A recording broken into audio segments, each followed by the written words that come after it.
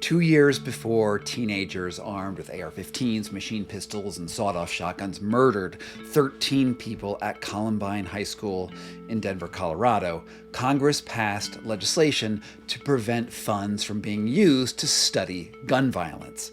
In that time, there were at least 178 mass shootings at schools and academic institutions in the United States alone.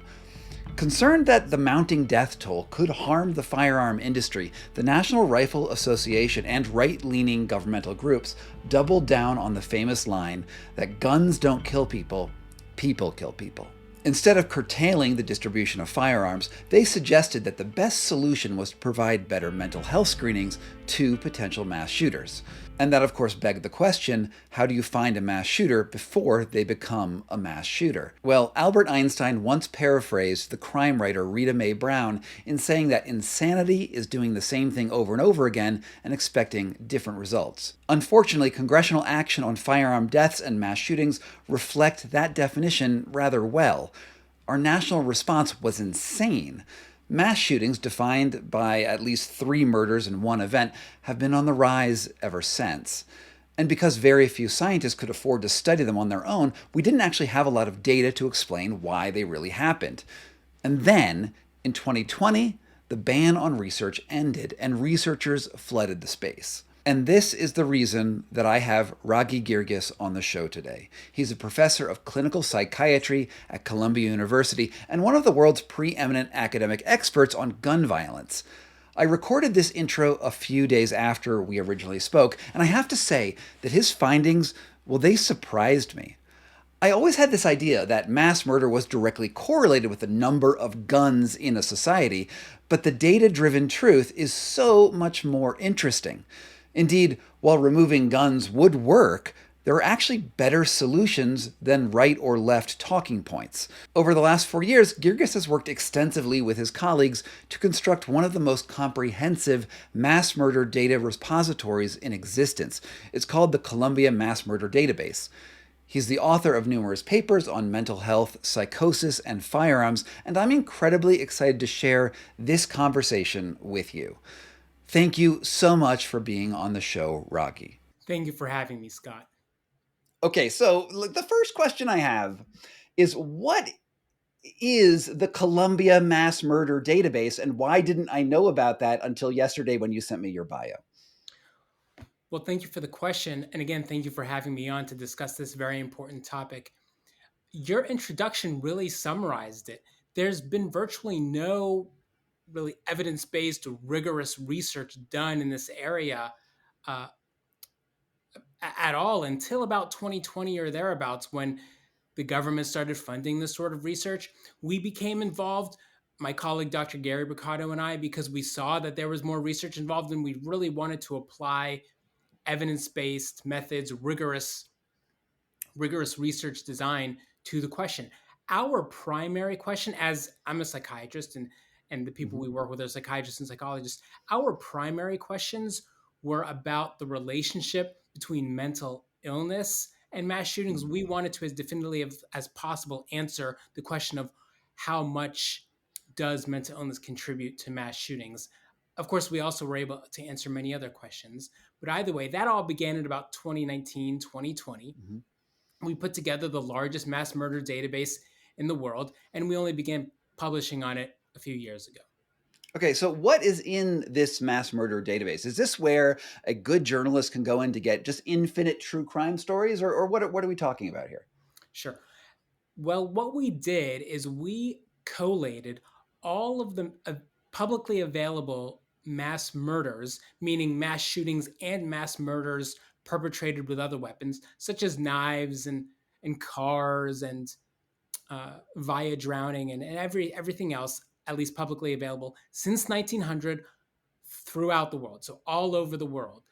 As you Wow. mentioned, mass murder is defined as 3 or more fatalities occurring at one time in one location. We have incorporated about 30 or 40 variables into the database per event. So, beyond demographic information, we have information on psychiatric illness and motive and legal history and substance use history, Oh. uh, We have information on suicide, for example, taking one's life. We have information on firearm use and injuries and all those sorts of information. Can I go look at this database? Is this like publicly available to anyone who wants to go sort of explore it?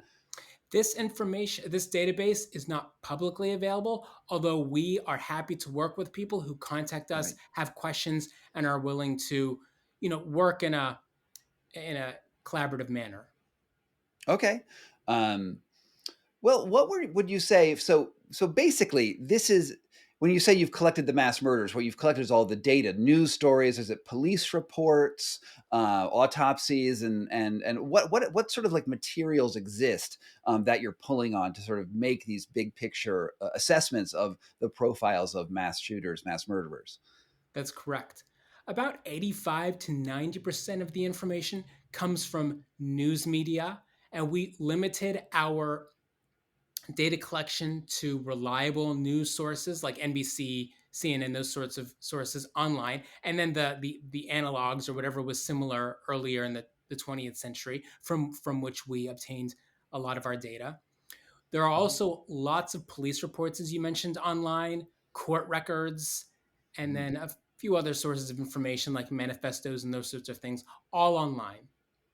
God, I'm just getting my journalist, instincts are tingling because I want to be in. I want to go dig through this because it sounds fascinating. What would you say that what let's go to like big picture. You've collated the data, you've gotten the numbers, you're looking for patterns that connect these instances of mass violence. What would you say? How could you explain the profile of your like typical, generic, stereotypical mass shooter? That is the $25,000 $1 million question. And I'm going to answer that question very, very soon. But first, I want to mention to answer that question uh, in as confident a way as possible, one has to understand that there are different types of mass murder. And so we want to profile the different types differently. And we want to develop a profile that is both sensitive, like captures, a lot of the, in this case, mass shooters and mass murderers, but is also specific. So it doesn't also capture a lot of false positives or people who wouldn't be mass murderers and mass shooters or whatever we're profiling. To do that, one needs to, in our own academic or scientific parlance, use comparison or control groups. And that is one of the primary values of our database. We have lots of different types of mass murders. We have mass shooters. We have mass murderers who used other weapons. And so when we think about a profile, we don't want to capture even just all mass murderers or again all people. We want to focus on, for example, what is different between mass shooters and mass murderers who use knives, for example, because they're definitely different and they're naturally going to have different profiles. So with that said, so even among mass shooters, there are many different types. The main type of mass shooter is a mass shooter with which most people are probably not familiar, but those are the familicide mass shooters. We don't hear about these mass shooters, but about 45 to 48% of mass shootings are familicide mass shootings. These are primarily middle aged, like 45, 50, 55-year-old men who suffer some sort of recent major life stressor. For example, their spouse is cheating on them, they lose their job, they lose a lot of money, they use a firearm to kill their family as well as themselves in almost every case. That's the most common type of mass shooting, but is the type with which we're less familiar. The second most common type of mass shooting is the felony mass shooting, a mass shooting occurring in the context of a crime. And I want to mention these are all personal, what we refer to as personal cause mass murder. So mass murder that isn't involved in or occurring in the context of war, gang sponsored violence, state sponsored terrorism, those sorts of things. This is all personal cause, meaning the motivations are all personal. So then the second type again is the felony mass shooting. That accounts for about 33% of mass shootings. Then we have public mass shootings. These are the mass shootings with which we are most familiar. They comprise about 15 to 18% of mass shootings. The profile of the public mass shooter is threefold. Number one, and the single greatest, call it a risk factor, predictive factor, association for a public mass shooting is a desire to take one's own life. So, the severe nihilism that in its severest form manifests as desire to take one's life and suicide. 50% or more, especially nowadays, of public mass shooters take their own life or attempt to take their own life. This has increased over the decades and is critical for a number of reasons that we will get into. But that is actually the number one reason why a mass murderer chooses a firearm compared to another type of weapon. That's really interesting. So what you're saying here, and I guess it's not shocking, but if you're going out there and planning to just, kill a bunch of people at a mall, you're doing that with the intention is basically it's an act of suicide. Basically, this is going to be your last action, and you're going out with a bang. Like that's not that sounds almost disrespectful. But like you're going out with you want your suicide to, I guess, be noticed. Like why can we just go a little bit deeper on what the motivations are for that suicidal action? Exactly what you said is exactly then what I would call the second part of that. So this is a three-part profile. The first is like exactly like you said. This is some sort of great final act in the mind of the mass shooter. Of course, this is their final act. So they know they're gonna die. That's their intention, and that's again why they use a firearm, because firearms are associated with suicide. If one wants to take their own life, the strategy that they use most often is firearms, of course, as opposed to knives or for drowning oneself or something like that, which are less commonly associated with suicide. So that's number one. Number two, then, to get back to what you said, is this great desire for notoriety that is critical. It cannot be minimized. It's huge, and that's why it's almost in the name, public mass shooting. That's why these mass shootings, for example, are perpetrated in public as opposed to in private. There's a big difference between public mass shootings and then the familicide mass shootings, which have nothing to do with notoriety. So Mhm. this huge, great desire for notoriety is critical. It comes from a severe inner emptiness felt and experienced by these people. This narcissism, which is a word that is kind of used a lot nowadays, is actually what is occurring. But in the psychodynamic, psychiatric sense, not in the lay sense, in the psychiatric sense, narcissism implies a severe sense of inferiority. It's a toxic, malignant narcissism that is then projected outward and again leads to murder. These people, like you said, they feel that this is some final last act. They desire notoriety, glory, and if you understand it, these people have no other Mhm. potential for notoriety than perpetrating a mass shooting, which is almost to guarantee them notoriety, unfortunately. And we'll Mhm. speak to that more when we speak to how to prevent these. Right. Number Well, it does seem. three, Oh, go on, please. please. No, go on. Let's go to number three, and then I'll ask my question. Absolutely. So, number three, in terms of a sensitive and specific profile of a public mass shooter, is not just availability of firearms or access to firearms. It's, as we found, a great a great affinity for and association with firearms. So these are not people who just have availability, Mhm. have firearm availability or access to firearms. They have a great affinity for firearms, and that's very different than just, of course, access. So that is Yeah. the psychological profile of a Affinity. public mass shooter. Well, that's all right. So the thing that I want to like just ask about prevention. I think we're going to have to get into prevention in a few different times in this discussion, but because we have profiles of the most numerous type of shooters, the familicide, and they do this because they're in, something bad happened and they just want to take out their whole family, essentially, versus the public shooter who's like, I'm doing this so everyone can see my rage, and I'll die in this final action. It would seem that maybe the death count in the familicide is higher. And would those people would there be a negative pressure on the influence to, or the impetus to commit familicide if notoriety was tagged onto that? That's an interesting question. Possibly. I mean, these people are not interested in notoriety per se. It might not enter into the equation too much. I can tell you also, just going to what you said in terms of the victim count, one thing that's also important, and this is a bit of misinformation out there also about mass shootings, public mass shootings, also familicides, but even more so public mass shootings. And this is critical. I did not include this in the profile because it's also not part of the equation. One of the, a lot of people say that one of the primary reasons for why people use firearms or perpetrate these public mass shootings is to increase or have a very high victim count. That in itself is not per se a primary motivation, and it's certainly not a primary motivation for using firearms. Firearms are, of course, very deadly, but what the research has found, and now this has actually been replicated a number of times, is that even the average mass stabbing is associated with a higher victim count than a mass shooting, both in terms of fatalities and injuries. One might think, how is that even possible? It doesn't make sense.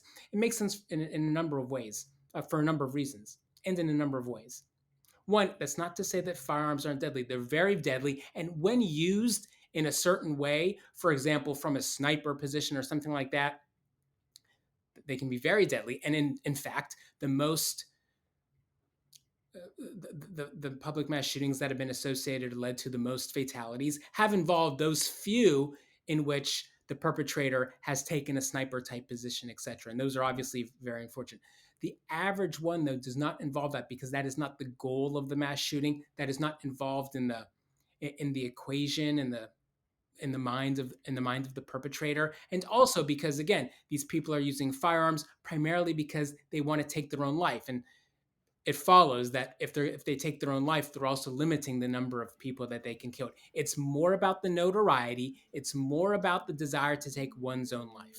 Just cutting in here for a second, I just want to say thank you for getting to this part in the program and supporting the journalism, which I think that we really need as a society right now. I would love you to go click that, those like and subscribe buttons down below.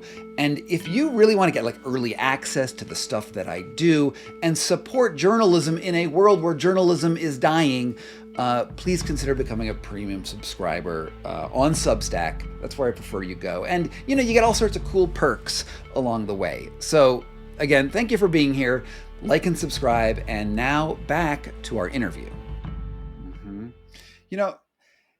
It's interesting when you talk about the different methodologies and the desire for body count. One of the very first school attacks in the United States occurred in 1927 I think it was, I'm looking this up now. I think it was in Michigan, where the perpetrator used dynamite to blow up a school. This was 1927. They killed 38 school children. And that was like sort of the beginning, in a way, of this paradigm of going in and sort of making a big statement. Did that event play at all into the what occurs now, or was that an early version of it? Like, what can you tell me about these sort of like almost prototypical events that have happened in our history? You're 100% right, Scott. These were early examples of mass murders and mass shootings. That obviously was not a mass shooting. Just like you said, many tens of people died in that attack. That happened after the perpetrator lost re-election to the school board. He became very angry and blew up the school, and everyone in the area, led to numerous fatalities and injuries. What we find is that there is this kind of copycat effect. So the more mass murders and mass shootings there are, the more there will be. That's why they increase over time. Earlier, when there was less media, for example, in the early 20th century, there was more of a lag between these sorts of events. Now there is less of a lag and they happen more frequently. They build on each other. There is this copycat effect and they learn from each Mhm. other. Also, like you said earlier, methods such as dynamite, explosives, automobiles, knives, and also the use of blunt instruments was used much more frequently, percentage wise, like ratio wise. Although now, per capita, the number of mass murders perpetrated with methods other than firearms is actually higher than it was in the early 20th century. Oh wow! It's so funny because when you look at the media, the way we portray it, and perhaps just because it's the most salient thing, right, is the idea of a person with an AR-15 walking into a public space and killing a lot of people, and we get probably what 3 or 4 of those big stories a year where that occurs, and it's um, it drives the national attention because it's a terrifying thought. Um, but you're saying that in reality, when we take sort of an epidemiological perspective, those are what are those? Just black swan events, and we should actually be paying attention to something else. Well, mass shootings do occur more frequently than other types of mass murder. There's no doubt about that in the United States. Maybe not elsewhere. Maybe, for example, not in Asia or where there's less access to firearms, without a doubt. Mhm. But mass shootings remain uh, relatively common. They are more common than other types of mass murder. I did want to mention you mentioned that we hear about AR-15s and those sorts of weapons being used.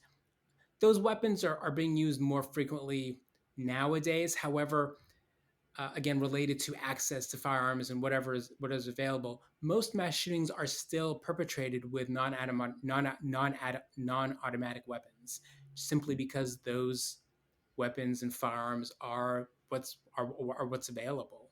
And that again obviously speaks to prevention. Mhm.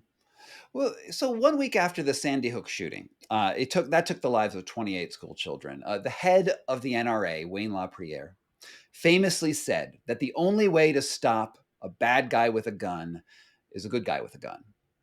All right, you've crunched the data. How many mass shootings have been stopped by good guys with guns? It's hard to put a number on that. I mean, it's almost impossible to kind of quantitatively answer that sort of question. But I can tell you what the data show in terms of whether that statement holds any water or how to prevent mass shootings. I think this gets to strategies such as arming school safety officers, arming teachers, making gun access uh, higher than it already is, making firearms more available, those sorts of things. So there are three pieces of data that argue against that, and actually argue at very much the opposite. That if you were to put more firearms in schools, arm safety officers, arm teachers, etc., we would see a rise in the number of mass shootings. So number one is, like we discussed when we were discussing the profile, that the number one risk factor or kind of component of the profile of a mass shooter is their desire to take their own life. That often happens via the so-called suicide by cop method. So, so if you understand what I'm getting at, these individuals uh, want to die. They want to take their own life. Sometimes it's more difficult for them to take their own life themselves. So basically, they want to go into a situation in which their life will be taken from them without them having to actually take their own life. That is very frequent, and that is a major motivation for these sorts of mass shootings. Number two, and similar, is that a statistic that we've found recently is that mass shootings happen 60 times more frequently. So we're talking about public mass shootings more frequently in in zones or scenarios or situations in which guns are available as opposed to gun free zones. So public mass shootings are 60 times less common in gun-free zones per capita. What's a gun-free zone? I'm not aware what those are. A school, for example, people aren't allowed to take guns and firearms into Oh, okay. schools generally. So that would be like a gun-free zone, or anywhere in which you're not allowed to take a firearm. Those are gun-free zones. A lot of mass shootings happen in these places, but per capita or per institution, public mass shootings are 60 times more frequent in places where guns are not uh, are not are allowed or are not disallowed. So that's a That's interesting critical. because when I go to a school, right, or just the other day, a voting place, there was a sign out in front of it saying, firearms are not allowed in this location. And when I look at that, I sort of laugh to myself because obviously, if there's no guns in there, like what's going to stop a person from with a gun from going in there if they're the one with the gun and the person doesn't, and inside there aren't. But what you're actually saying, I believe, is that posting that sign is a disincentive to the shooter because their motivation isn't to kill a bunch of people only. I mean, that's the thing that they intend to do, but their motivation is actually to go out in a blaze of glory. And that blaze of glory is their actual motivation. That's exactly correct. They're less likely to go to these places where there will be less resistance. They go to places where there will be more resistance. Schools, even though schools are gun-free zones, they do often choose schools because they know that people are going to go there, and there's the notoriety factor. They know they're going to get the most notoriety. But mass shootings are, in terms of personal cause, these public mass shootings are much more common. For example, at military bases. And so per capita, they're obviously Right. that's where the ratio comes in. There are obviously far less military bases than schools. So people sometimes say, and this is not true, that military bases are gun-free zones. They're not quite gun-free zones. A lot of people aren't allowed to have, like, not everyone is allowed to have a gun on a military base per se, but Mm-hmm. there are many safety officers, etc., who do have guns. So that's why per capita, again, per institution, public mass shootings are much more frequent at military bases.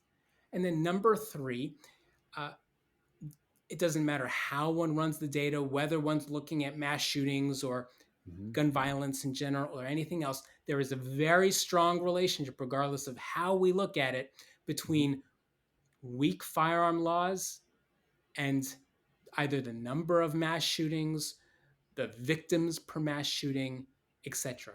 So based on those three pieces of evidence, it's it it it probably wouldn't be the best thing to kind of just arm more people or increase access to guns or firearm availability. And actually, Peterson and Densley, who published the Violence Project, which is a great work, a great project, Mm-hmm. also published a paper a few years ago. I want to say in JAMA Network Open, directly examining this question. They found very clearly that there was a higher risk of public mass shootings or higher prevalence of public mass shootings when there were armed safety officers or teachers of those sorts of things.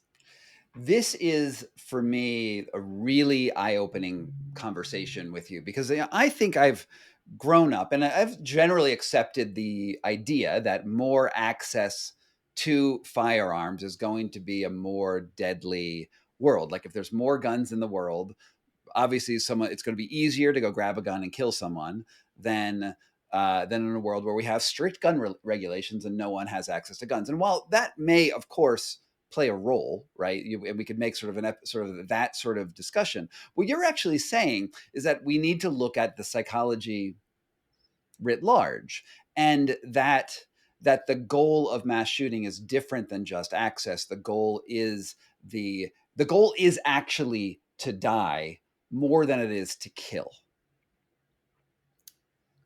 That's definitely what we see among mass shootings, and especially public mass shootings.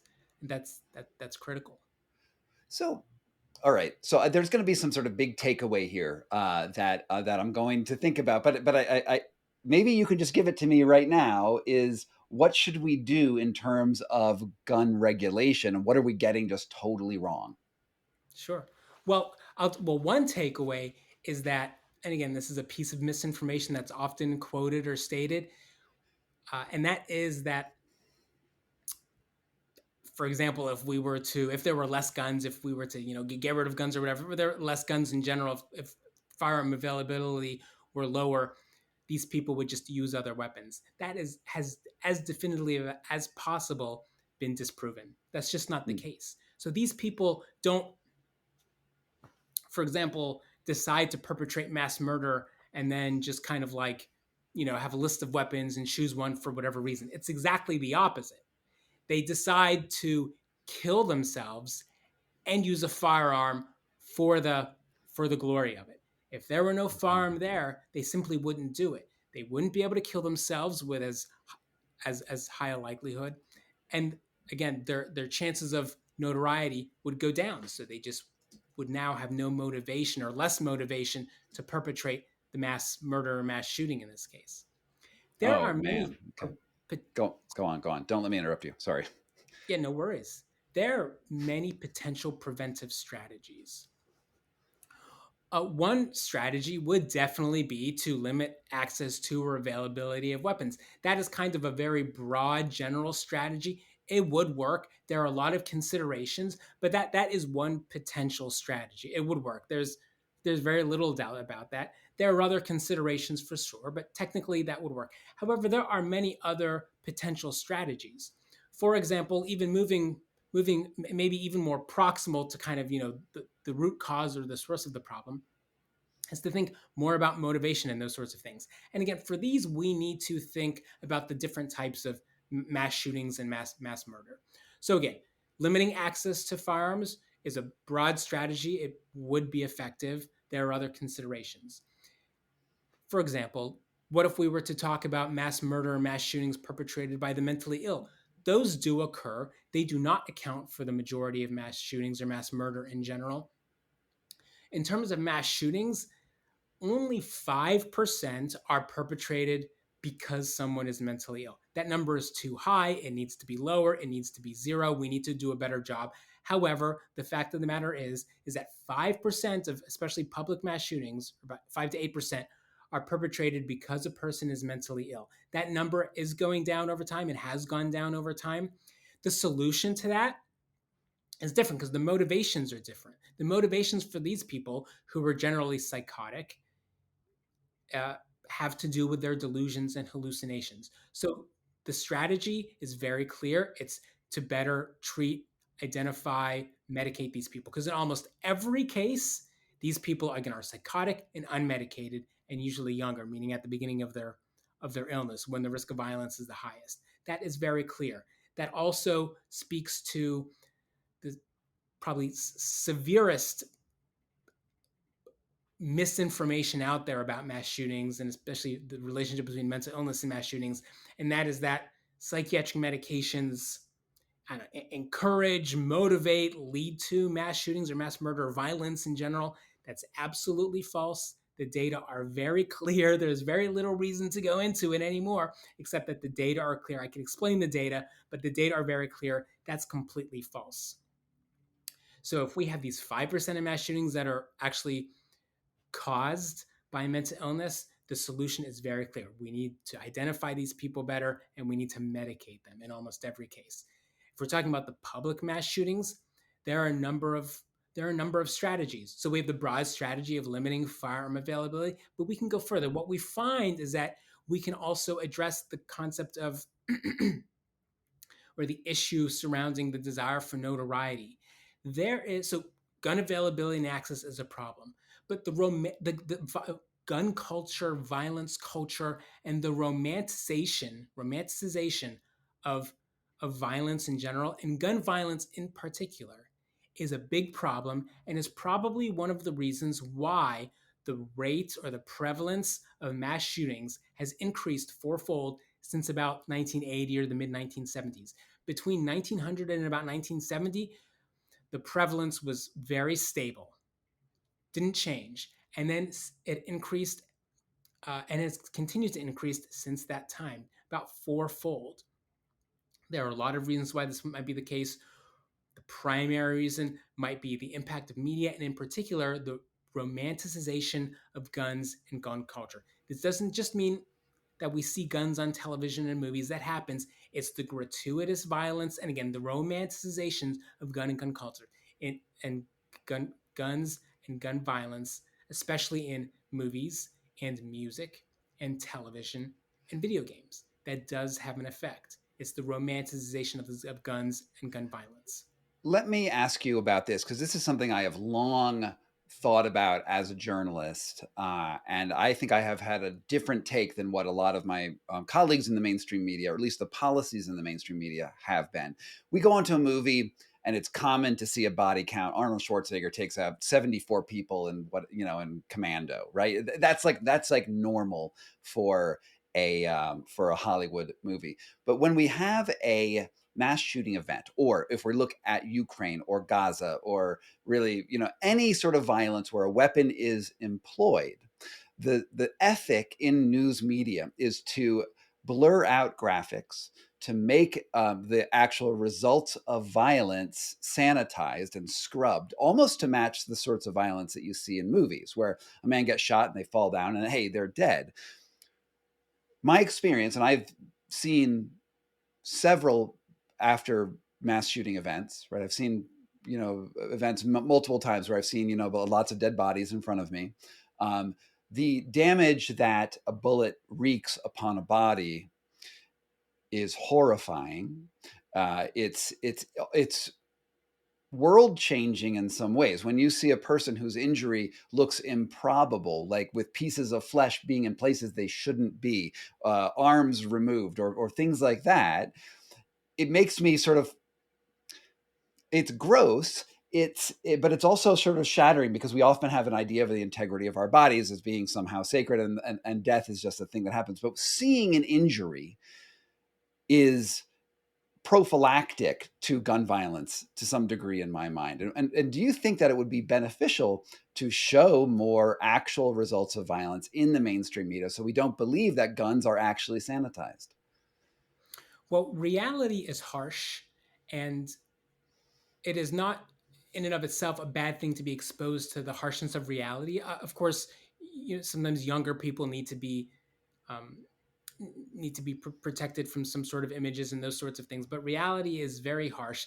It might have the effect that you are saying would have, like exposing people to these sorts of things. And we're definitely not speaking about reality. In fact, we're probably now less exposed to reality, as you're saying, than we were before. And I think what you're saying is maybe there's some relationship between that, like this inverse relationship between our exposure to the harshness of reality Mhm. and gun violence or everything else going on. It is very possible. Uh, and then in addition to that, it's more that now, in addition to being less exposed to reality, especially the harshness of reality and maybe truth, we are now more exposed to things that are a little more ridiculous, like, again, gratuitous and romanticized violence that's completely Mhm. that doesn't make any sense, doesn't reflect reality. People associating and trying to associate firearms with being tough or cool or hip or those sorts of Mhm. things. That's Well, more the problem, and is what we're referring to when we talk about the romanticization of violence and gun when violence. we saw in the 19 oh, I'm going to get the date wrong, but with the case of Emmett Till, right, a young black child who was lynched in the South, um, body dragged behind some sort of vehicle, and mangled. uh, in At his death, his mother was very explicit. Sorry, at his funeral, his mother was very explicit. She wanted the photo of his mangled body to be in the papers, and it ran. And it was one of the galvanizing movements for the civil rights movement, and helped create the anti-lynching laws and movements because of the ability to show the damage to the corpse, the real damage to the corpse. Right now, we live in a world right now. So we've had this conversation so far. You've already said the 8 things that are almost definitely going to get my video demonetized. So this video that's going to go on YouTube, I probably will make no money on it. Not a big deal. But because YouTube will, you said the word suicide, and you said a couple other things that are definitely going to make this a disincentive for me to even put this video out and other YouTube creators to put it out. If I used a footage from the Ukraine war of a person having a grenade dropped on them and killed in a trench, which is all over Reddit, there are just Reddit subreddits just constantly throwing that information out. This video that you're watching right now would not only be demonetized, but it would be algorithmically delisted. And there is a push by big media, I guess, big algorithm, big sanitation. I don't know what it is, but it's these content policies that are meant to protect people and protect their sensibilities. And, seeing a dead body would give me a sort of a mental problem. Talking about suicide could give me a mental problem. But that protection to me, in my opinion, is harmful to the state of that violence being perpetrated. Do you agree with that sort of general stint, or do you think that I'm just it's somewhere else? I think there's a lot of truth in what you said. There's a fine line between being exposed to reality, which I agree with you is critical. We need to be exposed to reality, the harshness of reality, the reality of what firearms do and of what these bullets do. I don't know how many people have actually looked at a bullet or looked at these guns and looked at what they can do. It's very scary. It's not cool in any way. Uh, I have researched this. I've looked into it. It's very scary, and it's almost sad sometimes when you kind of look at what's out there. I think there's a fine line between education and being exposed to reality, and you know, looking at these things or being exposed to these sorts of images or ideas for the sake of entertainment or in a gratuitous manner. All right, let me switch subjects for a little bit, because I would go on this topic I have strong feelings on this topic. Let's go to a slightly different one. So I have my backgrounds in anthropology. I studied anthropology for a while, and one of my friends was he worked in Indonesia and Malaysia, and he told me this thing that I had no idea about. The word amok is a Malay word which means rushing into a frenzy. So when you say something like running amok or attacking furiously, it is like going around and it came from these instances that were observed first by Captain Cook in like 1770, where he saw tribesmen behaving violently and running around and killing villagers and animals with various weapons. And then during the colonial period, it was like sort of that phrase got very popular, running amok. This person, usually like a Malay villager, farmer, something like that, going around and just stabbing their way indiscriminately through a public space. And then that phrase, running amok, sort of made its way to the West and took on sort of larger meanings. What can we know about the cross-cultural nature of mass killings? Well, again, you're actually getting to the heart of it. This is an important point that, and I've spoken with many people about mass murders and mass shootings, and this has never come up, but this is actually critical. This is a critical point. So you're right. Amok is a real word. It's actually in the Diagnostic and Statistical Manual of Mental Disorders. What we use, what Mm-hmm. defines all mental illness in all of in psychiatry and psychology and all the specialties. So this amok pattern, and then speaking to copycats and these proto mass murders and mass shootings and where all this comes from. So this is, I mean, this goes way back, but this actually defines many of the mass murders and mass shootings that we see today. This amok pattern of violence or killing is actually the pattern and the kind of strategy used by most public mass shooters, even including also other types of mass murders, but public mass shooters today. This speaks to, again, motivations, preventive strategies, and why the fatality counts of most public mass shootings are actually lower than public mass murders. They don't use the sniper methods that they could otherwise use. They use these methods and strategies that they have learned from stories of people gone amok. These strategies do garner more notoriety for themselves and garner what kind of they need to fill their emptiness and what it means for them to to kill a lot of people, unfortunately. Would you say that America, the United States, is more or less violent compared to its peers? Or is that simply a perception based on media portrayal? And obviously, gun access will be different in different countries, but as you said, knives were more common as a method of murder than guns in many cases. And knives are legal in most places. So, how does America stack up in terms of violence? Well, there are data out there. We generally rank among the top 20 or 30 countries per capita in terms of gun violence and violence in general. We're usually not right at the top. Excuse me. There are a lot of other countries ahead of us. Excuse me. In terms of the personal cause, mass violence and mass murders, we are at the top without Hmm. a doubt about this. These sorts of personal cause mass shootings and mass murders are a unique type. And again, the United States dominates the world. I mean, we are responsible for probably at this point over half of these, again, personal cause mass murders and mass shootings a year easily, especially mass shootings. I mean, we're probably responsible for almost 70% of the personal cause mass shootings. This is a What is a cultural. personal? That's why I mentioned. Could you just define personal cause mass shooting for me? Sure, the motivations that are individual in nature.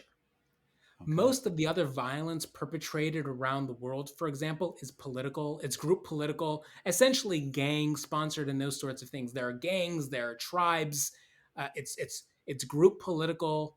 It's related to war. For example, there are a number of there are a number of countries in sub-Saharan Africa that have very high rates of violence, higher than in the U.S. and also in some countries in South America where it's very high. It's primarily gang, tribe related, group political related. That's very different than the personal cause mass violence that occurs in the United States and Canada to some degree because culturally we're actually very similar. That sort of violence is higher in the US and Canada also, but higher in the US than anywhere in the world by far. Nothing is close. But if we look, nothing, no other country comes close. But if we look at all the other types of violence, again, the political, the gang types of violence, we're much lower. So why is it that the personal cause is the American modality? There are a number of reasons. Again, so this is cultural.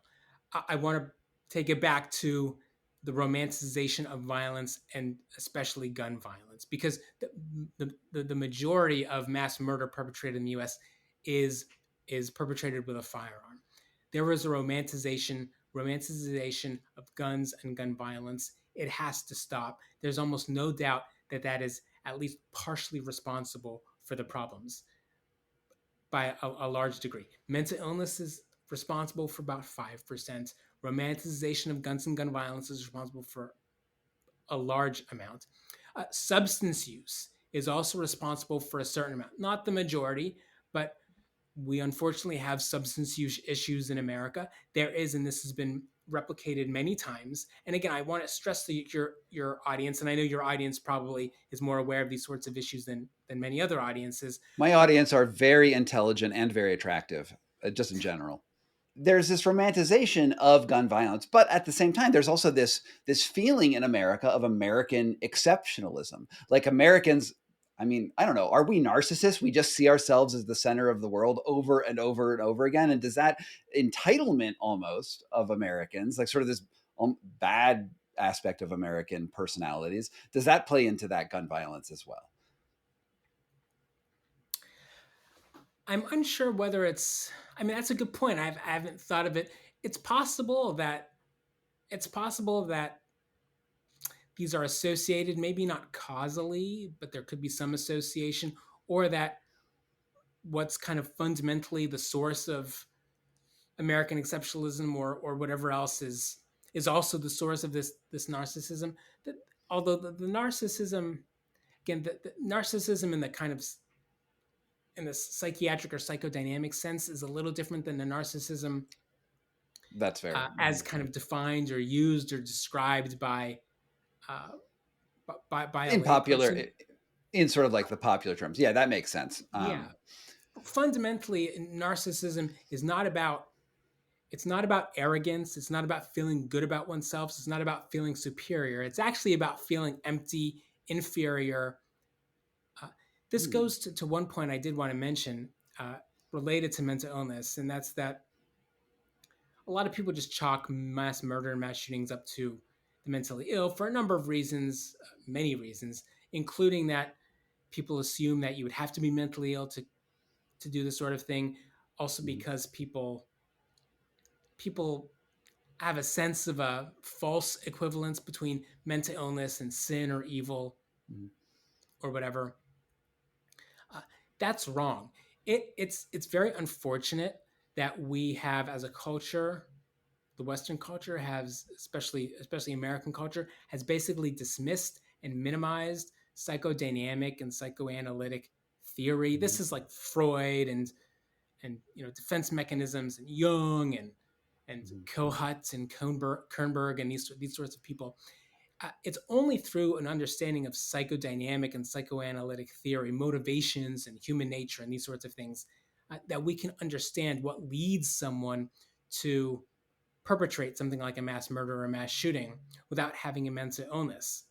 It's Hmm. very clear to us, psychiatrists and mental health practitioners in general, how that would happen. But to anyone else, they would only think these people must have a mental illness. They must be depressed or have an anxiety disorder Hmm. or be psychotic or something like that. It's absolutely not the case. And in many cases, psychiatric conditions, the most common ones, anxiety disorders, depressive disorders, are certainly not associated with, in many cases, violence, and certainly in all cases, Hmm. homicide or murder in any way. It could be protective. It's only, again, which very few mental illnesses which are associated with violence, and then to a lesser degree, something like homicide or murder. So one of the most common arguments about why, sorry, let me go back. Um, America has this amendment in its constitution. It's the Second Amendment. It's a pretty popular one, and it's all about having a well-armed militia, which has then been interpreted that everyone should have the right to own a gun. It's enshrined in the founding documents of the country, and one of the, I think actually the language of the Second Amendment is in talks about ensuring the democracy at its very core. Now, can guns safeguard democracy? And what does that say about our democracy? Sure, that's a good question. I'm not sure I'm the right person to answer that question or address it. I apologize. I probably should. I probably shouldn't comment. I just don't know enough about that sort of question. But Okay. that sort of topic. But I do remember what I wanted to speak about before, and that Okay. what I had forgotten, and that was about strategies to prevent mass murder, mass shootings, and what the data were showing. So it's been replicated many times. There is a very specific relationship between use of substances, not just having a substance use disorder, but use of substances and use of firearms when perpetrating a crime, including a mass murder. Again, substance use is not responsible for the majority of mass murders or mass shootings. Definitely, it's not.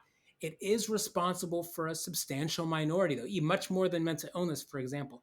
And it's not just mass murder in general, it's actually mass shootings. There is a relationship between substances and firearms. This is unique to the West, especially the United States. So that's another problem that can be then fixed. I mean, that leads to a very clear preventive strategy.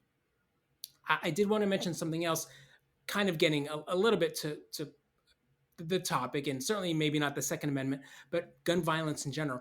I think when people hear the phrase gun violence or the words gun violence, they think mostly about violence towards other people, and that is to some degree Yeah. the definition. Hmm. Most gun violence is actually suicide, even outside of Hmm. mass murder or suicide homicide or suicide murder. It is actually suicide. Hmm. And this is a huge problem. So there's more gun violence is attributable to suicide than it is to Hmm. homicide. This is very Um, important. So I know I keep going back to suicide. It's a big problem. We need to fix the emptiness that is uh, pervasive among especially young people in America. 90% of suicide in general is related to mental illness. However, when we look at mass shooters in particular, that number is only 50%. Hmm. There's lots of Uh, emptiness not related to mental illness. Again, maybe it's due to the rise of social media, whatever else is going on. Maybe it's due to the lack of exposure to reality, as harsh as it can be, that you mentioned. It's not exactly clear, but this needs to be fixed. This is one other preventive strategy. One other, even more specific strategy related to specifically the suicide gun violence literature, but would apply to mass murder also and murders in general, is, for example, the concept of a smart gun. mhm, I, I'm mhm. unsure whether you're all familiar with smart gun technology. Smart gun technology basically just refers to having the technology on your phone, on a firearm that you do on your phone. For example, Mhm. needing a face to open up or unlock a phone, needing a thumbprint. It's been shown, or at least hypothesized, that just having smart gun technology would cut suicide and certainly other types of gun related deaths Oh, yeah. by at least half, Yeah, that probably. makes sense. I mean, I have a friend right here in Denver whose son committed suicide with the gun that was available in the household. Like it's, um, yeah, I mean, gun safes, all of those measures seem, or those protective measures make a lot of. There's a lot of discussion about how ghost guns are easily available. You can 3D print up your ghost gun with no trouble, and or acquire upper receivers in a way that makes serial numbers not appear. I actually don't know how you do it, but I've seen some YouTube videos on this topic. That that just sounds like it's a red herring, is what you're saying. Uh, at this point, it's probably not a major contributor to gun violence or mass shootings for Mhm. sure. For the most part, uh, mass shooters buy their own guns, or they use guns obtained by a close family member. That's usually the case. Well, It's also the case. it sounds like if the case is they want to, if the goal of the mass shooting is to commit suicide, they don't care about the legal acquisition of the gun. The jail is not in their mind space, which I guess comes back to one of these preventative questions. If the goal of the shooter is to come in and die in that shooting, is it imperative upon for law enforcement in these situations to do their absolute utmost to arrest and put on trial this mass shooter so that the consequences, right? Because often what happens is you'll have the shooter, they'll be killed in the instance, and then they'll be, the active threat is now over. But if their goal in the notoriety is to get notoriety and die in suicide, maybe if you really want to prevent these, you need to show that the consequences will continue and you won't get that thing that you want. That's an interesting thought. It's hard to say that. I think I'd probably focus my resources and maybe attention on maybe slightly more proximal strategies of prevention. But that's an interesting thought that I hadn't actually thought of before. Well, luckily, I am not the researcher on this. These are just my crazy ideas as I come in and talk to you. But I just want to thank you so much for coming on the show. There's obviously so much more we could go to. And I really want to see your murder database because it sounds fascinating. It sounds like there's some real interesting information that I could pull out. Maybe there's a whole other video that I can put together, and who knows what it is, because once you get the data and you start digging in, you can find a lot of really interesting patterns. Where can people go to find more out about you if they want to sort of dig into this topic more thoroughly? Sure. Well, we publish all of our research in peer-reviewed research papers.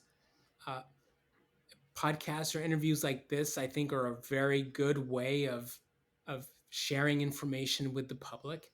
And then, several people have reached out to me, after watching a podcast or an interview like this, and we've begun collaborating, and that's really been fantastic. I would encourage people to do that. It's easy to find me online. I have a relatively unique name, and I work at Columbia, so it's pretty easy to identify me and my website and contact information. Okay, so for everyone who's watching, is like, hey, I got to go send Ragy Girgis an email. There will be a link to his like Colombia bio page down in the description, and shoot him a note. I'm sure he would like to have just an extensive and very long conversation with you about gun violence. No, that's probably not true. Don't ask for all of his time, but reach out if you have a specific question. And thank you just so much for being on the show. Are there any closing thoughts that you want me to that you want to get out there before we head out? I want to emphasize to people that mental illness and psychiatric medications, certain psychiatric medications, are in no way related to mass shootings or mass murder, and mental illness is responsible for the smallest proportion of mass shootings. This isn't primarily a mental illness problem. This is more so a firearm and then culture issue. Awesome. Well, thank you so much for being on the show. From Scott Carney, this from Pokey Bear LLC in Denver, Colorado. This was Scott Carney Investigates. Thank you so much to all of my supporters on Patreon and on Substack who make this work possible. If you want early access and to get your name on the honor roll, please check out those links down below. And, it just means the world to me that you're here. From Pokey Bear LLC in Denver, Colorado, this was Scott Carney Investigates.